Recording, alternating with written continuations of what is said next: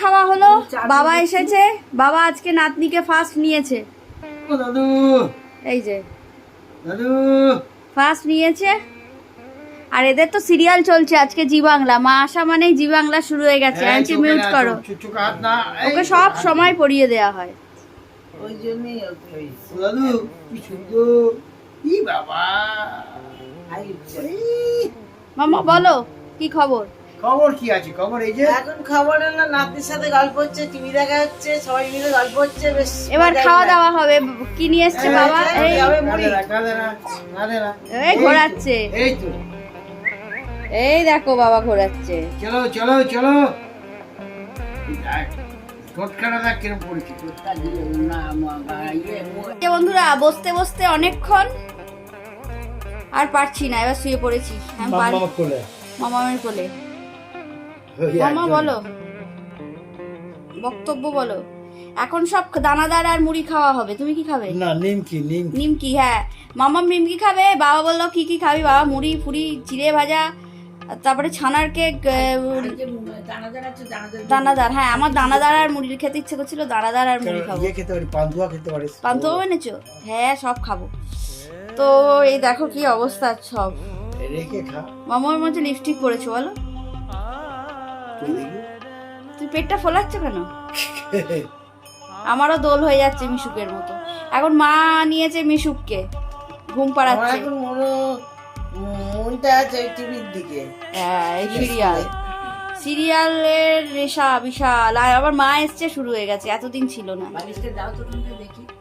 না ঘুমাবেই না। না ঘুমাবার জন্য না, ওই যে টিভিটার দিকে তাকিয়ে।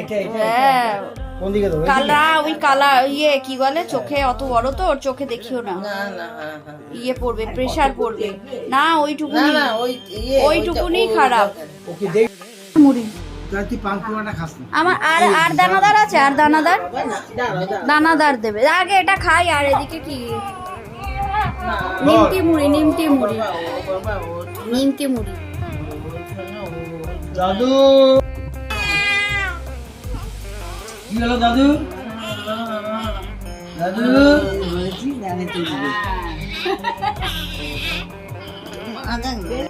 বন্ধুরা চলো, অনেকদিন গোপুসোনাকে দেখানো হয়নি। এই যে গোপুসোনা, তো গোপুসোনাকে নিয়ে ঘোরানো হয় না গো, গোপুসোনাকে একটু ঘোরাতে হবে, আমি যেটা করতাম।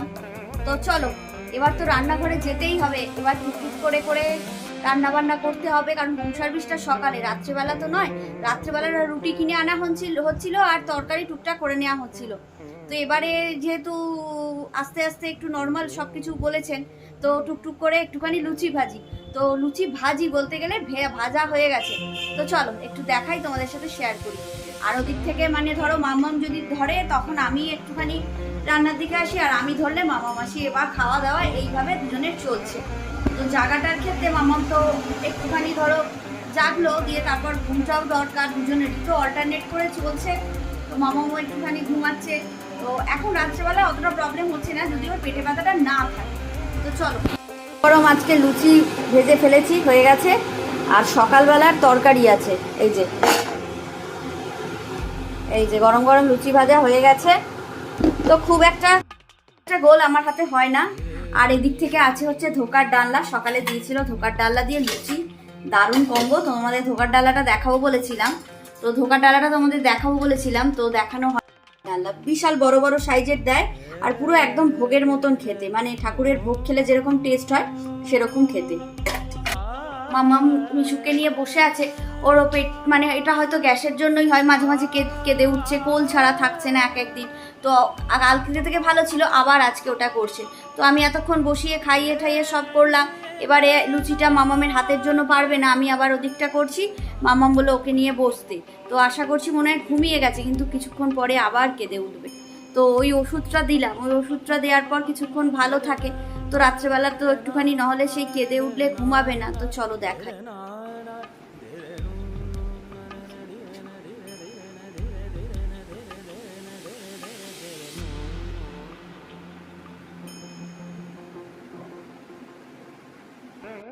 কোনো কথা বলা যাবে না, একদম একটুখানি কলিং বেল নেবানো, ফোন সাইলেন্ট, একটু কথার আওয়াজ হলেই একদম সঙ্গে সঙ্গে উঠে পড়বে। তো আমরা বাড়িতে মানে ওর কাছাকাছি কোনো কথাই বলছি না, আর আওয়াজ বাসনের টুংটাং হলে একদম উঠে পড়ছে।